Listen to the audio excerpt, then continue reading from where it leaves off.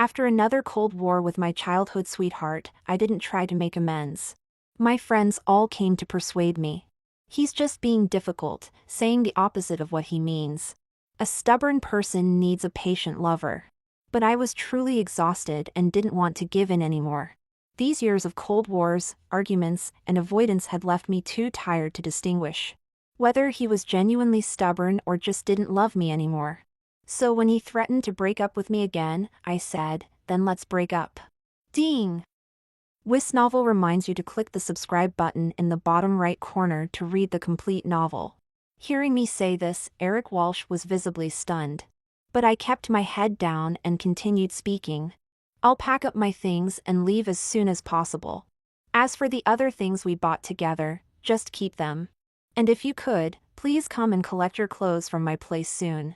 Or I can call a courier to send them to you."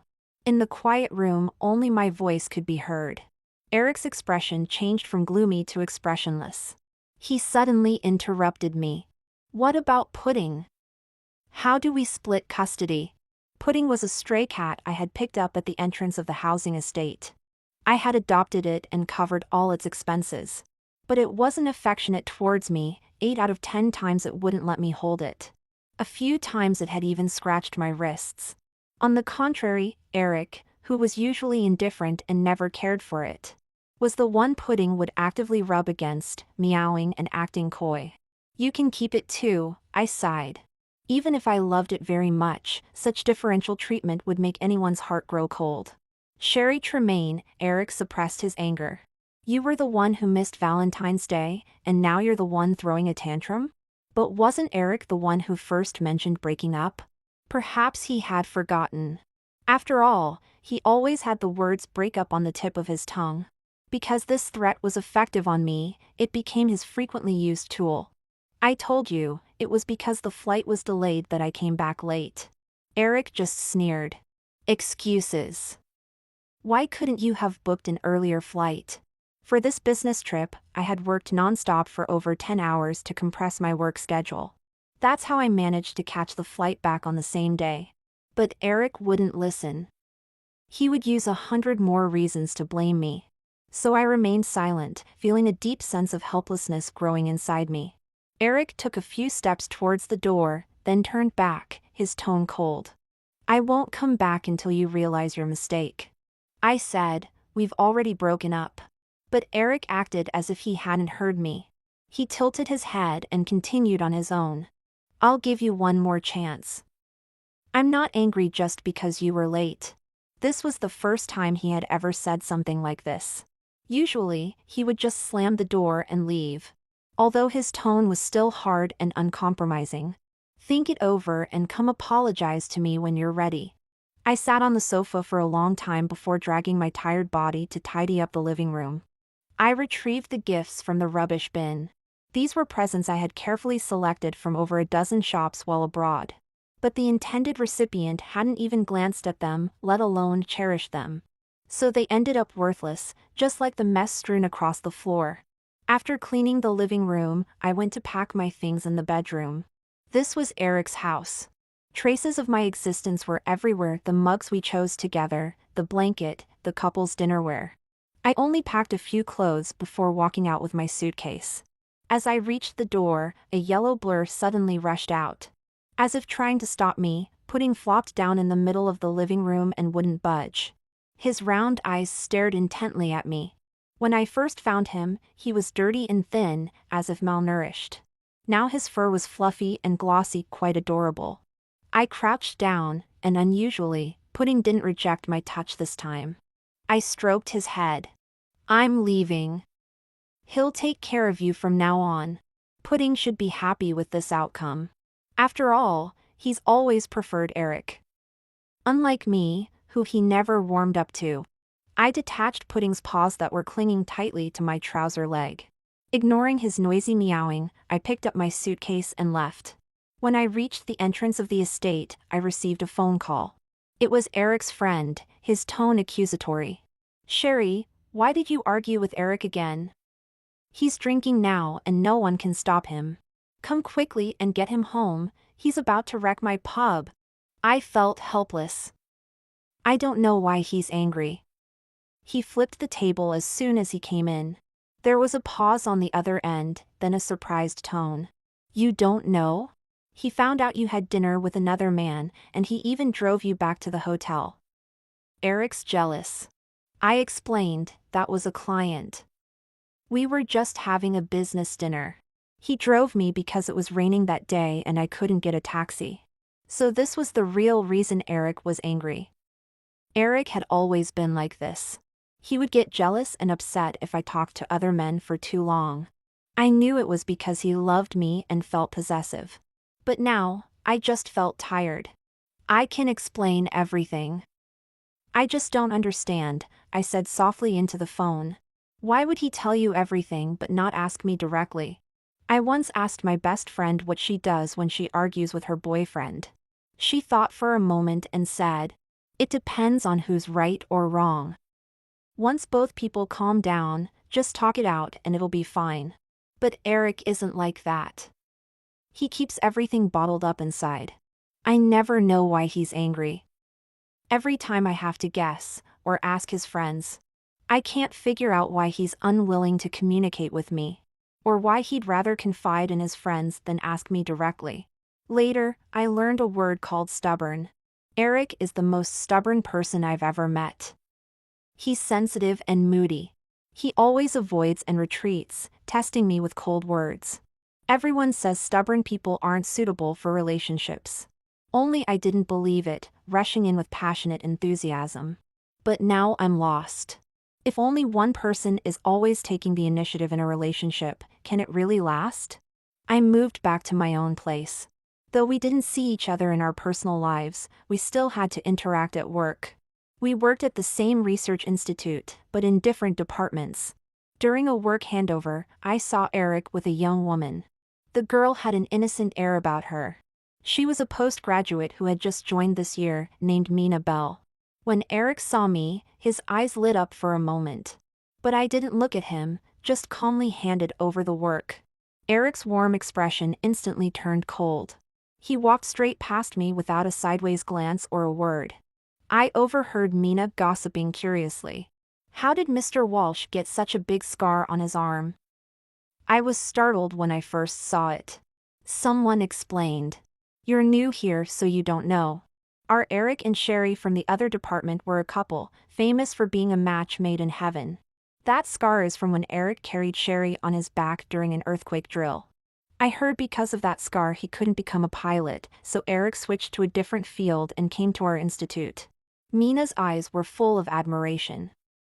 That's so touching. They really are a perfect couple. Everyone's gossip instincts were instantly ignited. From Eric giving up his dream for me to him applying to the research institute for me. Everyone was praising Eric's devotion, while expressing envy towards me. Even our recent Cold War was seen as just lovers teasing. I bet Sherry will be the first to apologize again this time. Last time she treated us to bubble tea. What will it be this time? I want cupcakes. I disagree, that's cheating. Sherry's always the first to give in. If you bet on Eric apologizing first, then I'll take that bet. I stood silently in the corner, listening to everyone's laughter.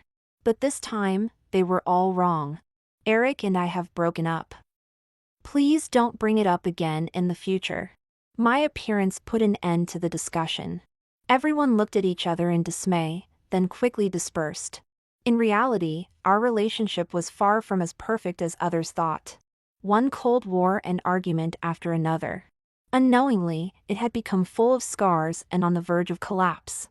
I really wanted to know, now that I've stopped trying to fix things and make an effort to save it.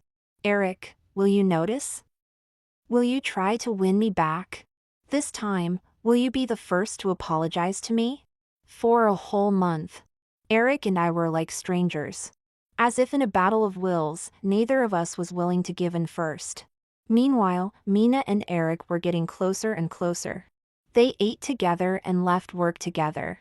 Even during the weekend team building event, Eric chose to be in the same group as her for the hike. Mina seemed hesitant though. Is this really okay? What about Sherry? Eric's tone was cold. Didn't they break up? Why should I care about her? He didn't lower his voice, so everyone around could hear. Besides, she loves dining with other men so much, I'm sure she'd be happy to hike with them too. Instantly, the way people looked at me changed. Some whispered among themselves. She didn't cherish such a good boyfriend in Eric, and even flirted with others. No wonder Eric broke up with her. The gossipers only dispersed when they saw me approaching. On the way up the mountain, Mina twisted her ankle. Without a word, Eric immediately crouched down and carried her on his back. Mina's tone was apologetic. I'm sorry, I've made us come in last because of me. Eric comforted her gently. It's all right, we're just here to relax anyway. The ranking doesn't matter. I fell even further behind them. We had an odd number of people this time, and everyone else had already paired up. I didn't want to break up other pairs, so I simply formed a group of one. I've never had good stamina, and was already out of breath. The two ahead of me seemed to be in good spirits. I even heard someone praising Eric for being so dependable. Eric Walsh is indeed a very responsible person. He is polite and gentlemanly to everyone, except me. During university, he was our class representative. Once, during an earthquake drill, everyone rushed out. But he ran towards me and carried me on his back as I had sprained my ankle a few days before. This incident became the talk of the entire school, and everyone envied my good fortune. But at that time, Eric was actually scolding me. Don't you know you're a nuisance? If your ankle is sprained, can't you just stay home? You've made our class come in last place again. Sherry Tremaine, you really are good for nothing. I actually wanted to say that I had already asked for leave from the teacher and didn't need to participate in the drill. But hearing his harsh words, I didn't want to talk back and make him angry. Later, his friend told me that Eric was just saying the opposite of what he meant. He was worried about my ankle injury and wanted me to rest at home. He even specifically found a doctor to prescribe medicine for me. He earns £10 an hour from his part-time job, but a single patch for you costs £8. He bought enough for 2 weeks without hesitation. My best friend also envied me. He's just awkward, but he truly loves you. This tsundere personality is the best. But now, seeing how Eric comforts Mina Bell, I realize he's not incapable of being gentle, he just chooses not to be gentle with me. I can feel his love for me through other people's words. But I've never felt it from his attitude. He always speaks harshly to me and gives me the cold shoulder. He calls me stupid and frivolous. He cuts up scarves others give me and smashes game consoles colleagues lend me. I thought he was just jealous, that he cared about me too much. So after being pushed away repeatedly and refused communication time and again, I always comforted myself and continued to be proactive and enthusiastic, apologizing and bowing my head tirelessly. But enthusiasm also needs a response. In this relationship, I'm not flawless. I also feel wronged and sad. Stubbornness and the appearance of not loving look so similar. I'm already too sad to distinguish. Is Eric truly stubborn, or has he stopped loving me? So, I stopped in my tracks and withdrew from this team-building event. I sent a message to my manager saying I wasn't feeling well. After returning home, I gathered Eric's belongings. Along with the gifts he had given me over the years, I packed them up. I called for a courier and sent them to his house. After everything was done, I sat dazed on the sofa for a while. Then I picked up my phone and sent Eric a text message. Just 3 short words. Let's break up. Last time it was just a fit of pique, I still fantasized that he would take the initiative to reconcile. But this time it's for real. I really want to break up with him. That message didn't go through. I forgot, Eric had blocked me again. He's always like this, once we're in a cold war. He deletes all my contact information. I pursed my lips and asked his friend to relay the message. I used to complain about Eric using his friends as messengers. I never thought that now I would need to do the same. When sending the message, I accidentally clicked into his friend's moments. The latest post was a group photo with the sea in the background. In the center of the photo were Eric and Mina Bell. Mina was smiling happily, her arm draped over Eric's back. Eric also looked relaxed. The post time was a week ago, during the period when Eric and I were having our Cold War. I looked at it for a long time, then liked it. Eric used to be busy with work. He said travel was an economic lie, a form of consumerism. The places you want to visit are just scenery that locals are already tired of. I accommodated him and never went out. But now, I suddenly want to go out and travel. Perhaps I've also become someone Eric is tired of seeing. So when a younger and prettier girl appears, he argues with me and gives me the cold shoulder. Some say love is when he's cold to others but warm to you. But Eric is just the opposite. He's gentle and encouraging to Mina Bell, only cold and harsh to me. It's me who's been insensitive, not seeing his boredom. I took some annual leave and booked a flight to El City. The scenery here is beautiful, and there's plenty of delicious food. While chatting, I asked an old lady if she ever got bored living here since childhood. The old lady chuckled. "This is home, dear. How could I be bored when my hometown is developing so well?" "I'm only proud." She said she loved El City, loved her hometown. It suddenly dawned on me that everyone might look at the same scenery for a long time. But with love, one never tires of it. I didn't expect that on the third day, I would receive a call from Eric Walsh. At some point, he had removed me from his blacklist. His tone was stiff. "Pudding's cat food is finished. I don't know which one to buy." I told him the brand, then added, "You can use the photo recognition app like before, no need to ask me." Eric avoided answering. I threw away the packaging. He asked again. What should I do if Pudding damaged the cat tree? Then buy a new one. Pudding just went downstairs to play and got covered in mud. Take him to the pet shop for a bath. Eric asked many questions, which I answered one by one. Suddenly, both of us ran out of things to say. I waited for a while, but when he didn't continue, I said, "I'll hang up then. You can search online for cat care tips, don't ask me in the future." There was silence on the other end. Just before hanging up, Eric finally said, "Pudding misses you. Will you come back to see him?" I didn't quite believe this. Due to the nature of our work, Eric and I often went on business trips. Every time Eric returned, Pudding would wait by the door in advance. Upon seeing him, Pudding would happily rush over, meowing. But not with me. I needed to actively seek him out. During my business trips, I missed him a lot, but Pudding still disliked me. He would hide from me. Only with the temptation of cat treats would he reluctantly let me hold him. If he didn't miss me before, how could he now? I refused. "No need, that's your cat. It's not appropriate for me to visit." After hanging up, I let out a long sigh. I couldn't understand the purpose of Eric's call. Was he genuinely asking for help, or did he find Pudding troublesome? Indeed, he had always been disciplined, calm, and meticulous. Taking care of a cat must be too difficult and bothersome for him. Until the early hours of the morning, I was still tossing and turning. I picked up my phone and tried to send a text. "If you find Pudding troublesome, you can give him back to me." I feared Eric might become impatient and mistreat Pudding. What if he got fed up and abandoned Pudding? It would be better if I took care of him, even if Pudding didn't like me. I would take responsibility and ensure his well-being. It was already 3 a.m., but surprisingly, he replied instantly. "You want Pudding? Even if you've left, you want to take him?" Before I could reply, I received another message.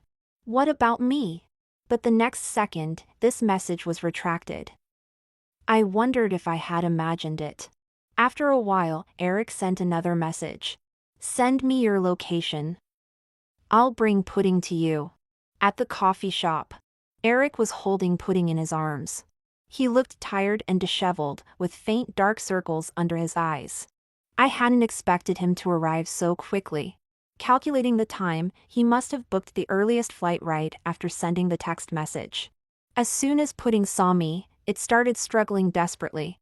Once put down, it immediately rushed to my feet and crouched down. It rarely gave Eric and me the same treatment.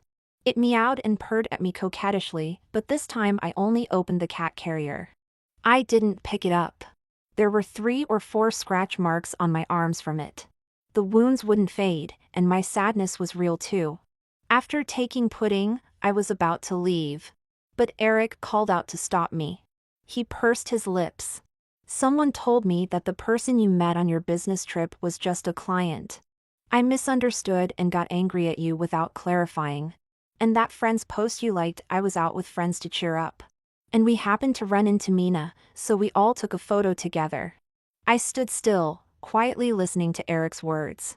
He may have thought I broke up with him because I misunderstood his relationship with Mina. But that wasn't the case. Even before Mina appeared, our relationship was already unsustainable. Eric tried several times before finally managing to say with difficulty, "I'm sorry. The fight last time was my fault." After he finished speaking, his entire face turned red. He stiffened his neck and couldn't even look me in the eye, appearing very humiliated. So I asked him, "Eric, is apologizing to me such a shameful thing?" Why was it so hard for Eric to speak, so embarrassing for him? If apologizing felt humiliating, if bowing one's head meant admitting defeat, then what did that make me, who had always chosen to apologize first and make up? Eric's eyes reddened. "I thought you knew I was just being stubborn." After that day, I kept waiting to make up with you. I didn't really want to break up, I just wanted you to coax me. His hands trembling, he pulled out a gift box from his coat. "I got you a gift too.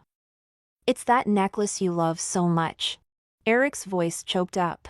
"How could you just break up so decisively when I said it? So ruthless. 7 years of love, you left so cleanly, only wanting pudding but not me." I felt exhausted. I couldn't explain clearly to Eric. He thought my talk of breaking up was just words said in anger, because that's how he was. But hurtful words said too often become reality. I said, "The breakup isn't because of anything else. It's because of your personality. Always refusing to communicate, always being difficult, always avoiding problems." Eric clenched his fists. He accused me. In the end, those are all just excuses. "It's only because you don't love me enough. You want to give up on me, give up on our relationship." Eric repeated, enunciating each word, his eyes red-rimmed. "Sherry, you don't love me enough. 7 years of pursuit, 7 years of taking initiative. In the end, all I got back was the accusation of not loving enough." I asked Eric in return, "What about you? Have you changed at all because you love me?" I knew his stubbornness, his sensitivity, his insecurity. So I had always been careful to maintain things. I never dared to talk about breaking up in anger. Because I knew that once those words were said, with Eric's pride, he would definitely not back down, and we would be over for good. But he could say it carelessly, because I would always give in. I had always tried hard to be a patient lover who couldn't be driven away. But this kind of love was too exhausting. I had taken 100 steps towards Eric, but he thought even turning back was shameful. So in the end, my love would be worn away too. Bearing the accusation of not loving enough, no longer willing to persist. In the end, we were both covered in wounds. The person who loves you most deeply knows best how to hurt you with words. So I struck back at Eric, enunciating each word. "Eric Walsh, no one can stand you. And no one will love you. You don't deserve to be loved by anyone." As the trip came to an end, I applied for a transfer within the department. I was reassigned to the Research Institute in S City.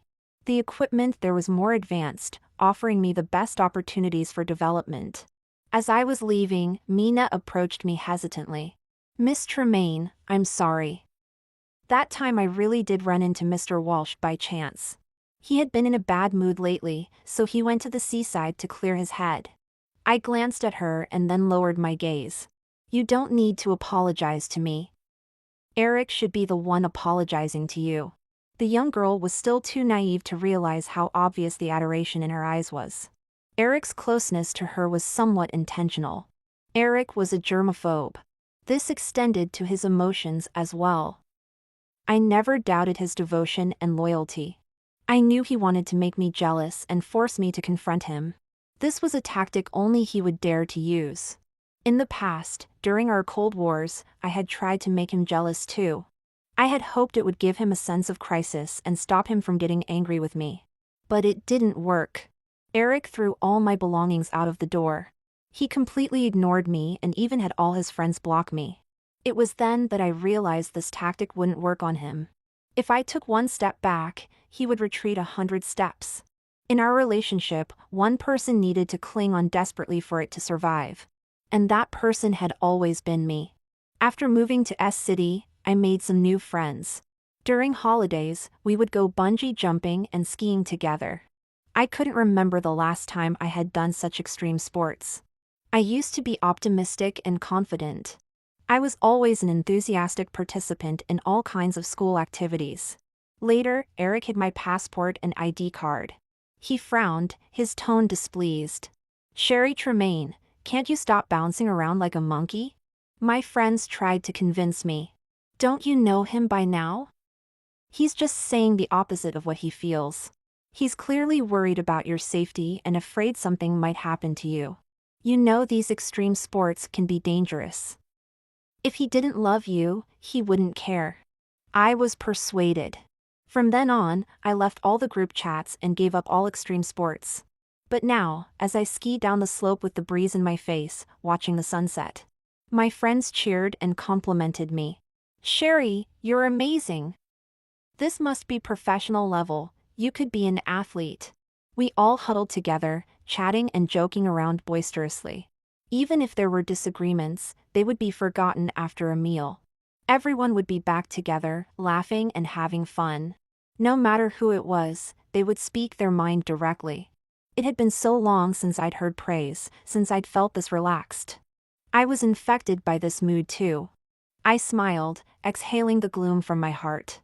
I never thought I'd encounter Eric Walsh again. He was standing alone at the entrance of the estate. I didn't know how long he'd been there, but his face had turned pale from the cold. His eyes lit up the moment he saw me. He quickly walked over, then slowed to a stop. He noticed the snowboard I was carrying and his expression darkened. "How many times have I told you not to go snowboarding?" he said. "Do you know how many people become disabled from accidents every year? Do you want to end up in a wheelchair, being cared for like an invalid for the rest of your life? Is this how you behave when I'm not around to watch you?" He snatched my snowboard and smashed it violently on the ground. The board cracked, drawing startled looks from passers-by. Perhaps Eric's actions seemed too frightening. A kind stranger approached, eyeing Eric warily, and said, "Don't be afraid, miss. Stand behind me. I'm a veteran, I'll protect you." Something about those words enraged Eric. He suddenly roared, "Mind your own business. Who do you think you are, going mad like this? You think you're worthy of protecting her?" The two men nearly came to blows before onlookers pulled them apart. I shook my head apologetically at the gentleman. "Thank you, but I'll handle this myself." I took out my phone and looked at Eric calmly. "I've already called the police," I said. "Eric Walsh, you're the one who's gone mad." At the police station, Eric and I sat facing each other in silence. The officer tried to mediate with a smile. "Just a lover's quarrel, eh? No need to file a report for a domestic dispute. Why don't you two head home and sort it out?" He turned to Eric. "And you should try to sweet-talk your girlfriend more. No need to argue with the lady." I cut the officer off. "We're not a couple. This isn't a domestic issue," I said firmly. "I'm reporting this as an ordinary citizen. I'm pressing charges for damage to personal property." I didn't understand why all conflicts and harm could be dismissed as domestic issues. Just by labeling us as boyfriend and girlfriend. Why should abuse be excused just because the perpetrator is a husband or boyfriend? Why should it be downplayed from a crime to a mere dispute? Conflicts between strangers can be reported and judged. So why should couples and spouses get lighter sentences, reduced to mere mediation? The officer's expression turned awkward at my words. He dropped the joking manner and proceeded to follow protocols seriously. Eric paid the fine and compensated me for the economic loss. Finally, he wrote a statement of guarantee. Before leaving the station, he turned back to shake hands with the officer. "I'm sorry for the trouble," he said politely. I watched coldly. This was typical Eric. He had no problem apologizing to strangers, he was always the perfect gentleman to outsiders. But to me, the person closest to him, a simple apology was somehow beneath him. The ones dearest to him ended up getting hurt the most. I walked quickly forward. But Eric wasn't giving up, following me closely. "Sherry, can we talk?" he pleaded. Without slowing down, I replied, "We can talk, but after this, don't appear in front of me again." "Can you do that?" Eric hesitated for a moment, then agreed. We found a nearby cafe. Once inside, I ordered an iced Americano. Eric instinctively tried to stop me. "You're drinking something cold in winter?" "Waiter, change that to a hot latte." I gave him a cold look, and Eric froze. He pressed his lips together and said nothing more. After sitting down, I got straight to the point. "Go on then, what do you want to talk about?" Eric stiffened, trying hard to keep his expression gentle. "I've thought a lot since I left." "You were right, the problem between us is a lack of honesty. I haven't made any fundamental mistakes, I just don't know how to communicate." "I can change all of that." He looked at me cautiously. "Sherry, I'll try hard to improve." "Please don't break up with me?" I had waited 7 years to hear Eric say those words. He finally said them, but it was too late. I said, "No." Eric's eyes suddenly filled with panic. As if remembering something, he hurriedly rolled up his sleeve to show me his arm. The scar on his arm was evidence of him giving up his dream for me. It was Eric's greatest reassurance, and also his trump card. Every time he revealed it, I would be rendered speechless and start to soften. But this time I didn't react. After a long while, I said softly, "Eric, even without the scar, you couldn't have become a pilot, could you?" I had only found out recently. Eric's father had been in prison and had a criminal record. With or without the scar, Eric would never have passed the background check. But he had always kept this from me, not letting me know. Do you know how exhausting it is to carry the weight of someone else's dream? Because Eric couldn't become a pilot because of me, he had since stood on moral high ground. Everyone demanded that I tolerate him and accommodate him. And out of guilt, I had always endured all his bad temper. Whenever I doubted this relationship, someone would bring up this incident to criticize me. "He gave up his dream for you, and you're saying he doesn't love you?" "Sherry Tremaine, don't be so difficult." Over time, even I believed in Eric's love. Eric spoke anxiously. "You know my family background isn't good, my parents don't love me. You're my first love, I've never loved anyone before, I don't know how to love."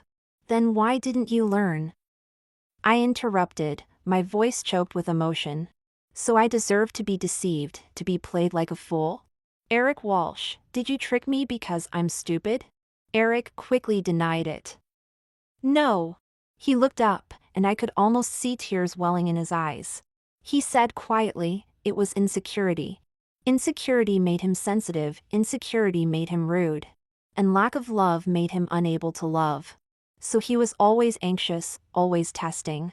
Afraid I would leave him, so he used guilt to tie me firmly by his side. But these are all excuses. Why is being harsh a flaw, but being difficult isn't? They hurt others equally. You can't hurt others just because you lack love yourself. Stop making excuses for yourself. You're selfish and cold, that's why you know clearly but are unwilling to change." I threw Eric's own words back at him. "Eric Walsh, it's you who doesn't love me enough." After that day, I truly never saw Eric Walsh again. He seemed to have kept his promise and really didn't appear in front of me anymore. I went about my work routinely. In my free time, I participated in various competitions. During one marathon race, I was maliciously knocked down by someone. I found a referee and had his race qualification cancelled. That person held a grudge and, on my way home from work, deliberately rode a motorcycle to hit me, wanting to teach me a lesson. When that bike was following me, I had already noticed something was wrong. But I was still a step too late and couldn't shake it off. A second before being hit, I was forcefully pulled away. A muffled groan sounded, and Eric Walsh, whom I hadn't seen in a long time, suddenly appeared. He shielded me behind him, but his own arm was fractured from the impact. Seeming to notice I was looking at him, Eric turned his face. Due to the pain, beads of cold sweat appeared on his forehead. He forced a smile to comfort me, saying, "Don't be afraid." In the hospital, the doctor was treating Eric Walsh while I stood to the side. After everyone had left, I said, "I've already called the police. They'll contact you later, and you'll be compensated for medical expenses and other losses." I put down the fruit basket, preparing to leave. Eric called out to stop me, "What about you?" He hesitated. "I saved you. Don't you have anything else to say?" I paused, my voice turning cold. "Are you trying to use this favor to manipulate me again? What is it this time? Asking me to get back together?" Eric's face instantly turned pale. He spoke anxiously. "Sherry, that's not what I meant. I just wanted to talk to you a bit more." I let out a sigh, relaxing somewhat. "That's good then." My relaxation seemed to hurt Eric. He looked at me for a long time, his tone bitter. "Is this how you see me now? You even think saving you was an act?" I didn't say anything. But my silence told Eric the answer. Everything that happens leaves a trace. Eric had deceived me before, even though things seemed fine on the surface. But afterwards, whenever he did similar things, I couldn't trust him anymore. I would doubt, hesitate, and waver. Once a relationship has cracks, it can never go back to how it was before. When trust collapses, it's irretrievable. Noisy commotion came from outside in the corridor. But the hospital room was very quiet, as if in a different world. Eric took a deep breath. "Sherry, I vaguely sensed there are problems with my personality. But I couldn't swallow my pride and didn't want to take it seriously. Next month, I've already found a hospital. There, I'll see a therapist, seriously undergo treatment, and work hard to correct my flaws." Eric's fingers were trembling. He tried hard to control it. But after several attempts, he failed. He looked at me, hope appearing in his eyes. Like a child, showing stubbornness. "Sherry, if I really change for the better and learn how to love properly, would you give me another chance?" It's hard for me to describe how I felt at that moment. I used to firmly believe two people who liked each other would never drift apart. I once fantasized about forever with Eric Walsh. There was no betrayal between us, no cheating, no third party. But in the end, we still broke up. It turns out even liking someone can be exhausted. On this very ordinary day, Eric asked me if I would give him another chance. I heard myself say, "No, let it go." Mutual pursuit is the hardest thing in the world. When I was chasing after Eric Walsh, he never looked back. And when he finally came running towards me, I had already gathered enough disappointment to leave. The liking before was real, but not loving anymore is also real. So let it go, let it end. I walked towards the exit. From behind came Eric's unwilling voice. "Sherry, I won't give up." But I didn't turn back, nor did I take it to heart. Outside the hospital, I ran into Eric's friends who came to visit him. His friends all looked a bit awkward when they saw me. I nodded coldly, intending to leave. But I was stopped. The leader hesitated for a moment, then walked up to me. "Sherry, why did you delete all our contact information?" I turned my head away. "Eric and I have broken up." The person wasn't satisfied. "You broke up with him, but we can still be friends, right?" Others also gathered around, complaining and grumbling with a hint of grievance. After seeing that I remained silent for a long time, everyone finally quieted down. I spoke, my voice very faint. "Friends? Do you really consider me a friend? Then why do you always only speak well of Eric?" The person was taken aback for a moment, then smiled awkwardly. "Wasn't that to help you two reconcile? How could we advise you to break up? Besides, Eric is so stubborn, our advice wouldn't work anyway. In the end, you two always made up, so what difference does it make who apologizes first? These people are Eric's friends, they've already taken sides in their hearts. Everyone helps Eric speak and makes excuses for him. No one sees my grievances, they're insignificant. So when they say they're my friends, I find it laughable. There's no need to keep in contact in the future, it's unnecessary." The group became angry and embarrassed, blocking me from leaving. Sherry Tremaine, you're really cold-blooded. You break up with Eric just like that, and then you block all of us. Do you think things can be that easy? I didn't understand what these people were trying to do by stopping me here. When I was with Eric before, they didn't respect me. They always only spoke for Eric, only persuaded me to bow my head and admit my mistakes. Now they act as if I've done something unforgivable, with accusing expressions. Add us all back, come to the gathering tonight, and don't leave without a word in the future. We'll forgive you this time, we're still friends. Also, go apologize to Eric. He broke his arm for you, it's really heartless of you to just leave now.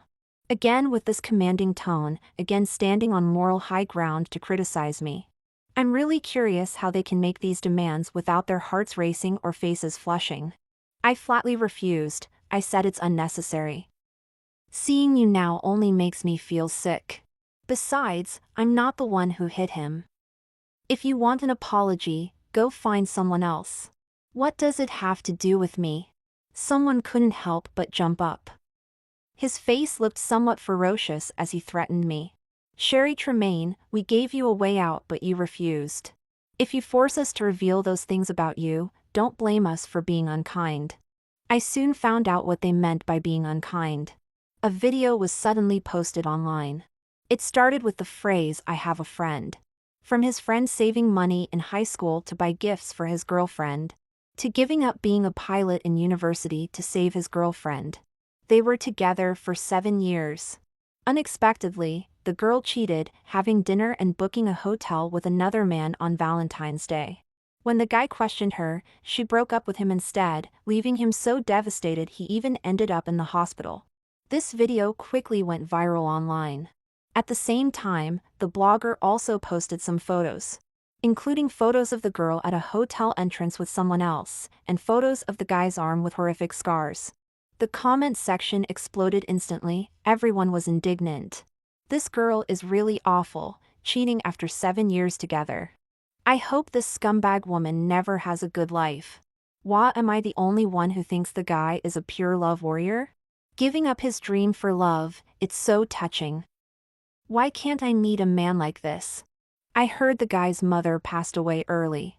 If she saw her son being bullied like this, she must be turning in her grave. Someone used the photos to dig up my workplace and name. Countless people rushed to my company's official account to curse at me, forcing the company to shut down all comment sections. Some people still insisted on staying neutral, saying not to take sides and to wait for the full story to come out. But these voices were too small, completely unable to resist the anger of the wider internet audience. I was cursed on several trending topics, while Eric was the opposite. Because of the devotion he showed, he even attracted some fans. At work, my colleagues looked at me with expressions that seemed to want to say something but held back. I wanted to focus on work, but there was a stuffy feeling in my chest that made it impossible to concentrate. My boss gave me a few days off, tactfully suggesting that I should rest well and not be disturbed by outside influences. I put on my mask and walked quickly towards home. At the entrance of the residential complex, I saw a familiar figure. It was Eric Walsh. As soon as he saw me, he walked over quickly. When he reached me, he hesitated, looking me up and down with a nervous expression. Sherry, I'll handle the online situation. Don't worry. I cut him off. Wasn't it you who leaked it? During the team building event, Eric had publicly spread rumors about me being intimate with someone else over dinner. At that time, he was jealous, trying to force me to apologize to him. And now? What was his purpose? Using public opinion to force me back into a relationship with him? So that's what he meant in the hospital when he said he wouldn't give up? Eric's body trembled, and he could barely stand. His eyes reddened. Sherry, please don't think of me like that. No matter how much of a jerk I am, I would never do something like this. But I no longer had any trust in him. Whether he did it, or his friends did it behind his back. The result was the same to me. When I got home, pudding came over. I patted its head, closing my eyes wearily for a moment. But there were things that needed to be done, some muddy waters that needed to be cleared. I logged into my account, turned on the camera, and began my first ever live stream. Not for fun, not to make money, but surprisingly, to clarify things. At first, there were only a few people in the live stream. But after a while, a flood of users poured in. The number of online viewers terrifyingly reached tens of thousands and kept growing. I played that video. Starting from the first second, slowly playing it, explaining the truth behind every incident. In secondary school, I did receive gifts, but it was mutual. There was no such thing as me only accepting without giving back. Eric came from a poor family and was proud. And me? I was from a well-off family, and truly the most foolish person in the world back then. To ease his burden, I even bought uniforms for the entire class, pretending they were free from the school. He couldn't become a pilot, not because of that scar, but because he couldn't pass the political background check. The man having dinner with me in the photo is a business partner. I don't accept any form of slander. The breakup had no moral reasons, it was just a personality mismatch. I showed evidence of my business trip hotel records and played the video of Eric trashing my living room. The originally one-sided comments cursing me in the live stream gradually disappeared, replaced by more and more rational voices supporting me. I took a deep breath. I've kept all the evidence. I've contacted a lawyer, and I will sue the blogger who started this and everyone else involved. Comments made without knowing the full picture are a form of tremendous violence and harm to others. I looked into the camera, enunciating each word. I will stand up and use the law to defend my rights. At the same time, to all women trapped under the pressure of public opinion, I hope my actions can encourage you. I hope everyone won't be bound by moral kidnapping, won't be swayed by others' words, and will always put themselves first. Love others, but always love yourself the most. Don't dwell on sunk costs. It's never too late to walk away now. In relationships, I always found excuses for the sake of love. Just like me. I couldn't let go of a 7-year relationship, so I kept tolerating, making excuses for Eric. But this is wrong, it only helps others hurt yourself. So in the end, you only end up in a mess, with a battered heart and wounds all over. The blogger was quickly investigated, and it turned out to be Eric's group of friends. They even bought fake accounts to manipulate public opinion. It was a planned scheme from the beginning. I ignored their pleas and took everyone to court. The trial proceeded according to the law, and after the investigation, Eric was found not to have been involved. It was his friends who had carried out this misguided attempt to right a perceived wrong on his behalf. But his reputation was thoroughly ruined after this incident. In the past, he had always been seen as the perfect boyfriend in everyone's eyes, good-looking, successful in his career, and faithful. But now, all his hidden flaws and dark sides were exposed to the light of day. My colleagues at the Research Institute, who had previously felt sorry about our breakup, now patted me on the shoulder in indignation. "Sherry, you did the right thing breaking up with him. You should have done it earlier," they said. "Oh my God, 7 years, and he was deceiving you the whole time. To think we believed he was devoted to you. He turned out to be so manipulative." Eric resigned from his job. On the day he left, I received a phone call. When I answered, there was silence on the other end. I waited for a while, vaguely guessing it was Eric on the phone, but after a few seconds, the caller hung up. I was a bit puzzled, not understanding why he would call and not speak. But it didn't matter anymore. We probably wouldn't have any more contact after this.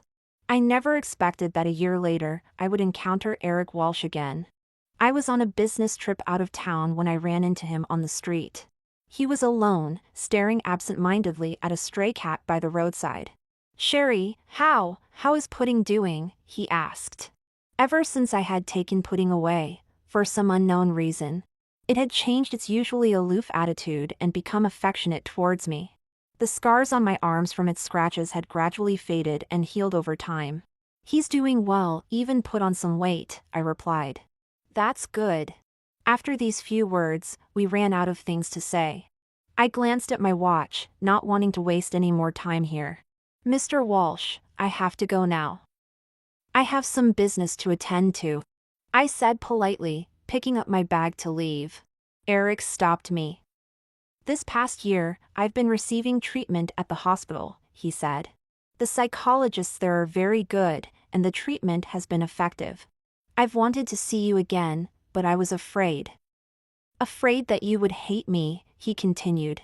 So I waited until the doctor said my treatment was going well and I could be discharged before coming to find you. He tried to force a smile. Sherry, what do you think? How am I now?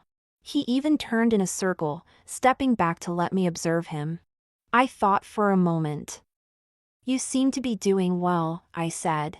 The Eric Walsh I knew used to have a cold expression for everyone. Beneath his surface politeness was genuine detachment.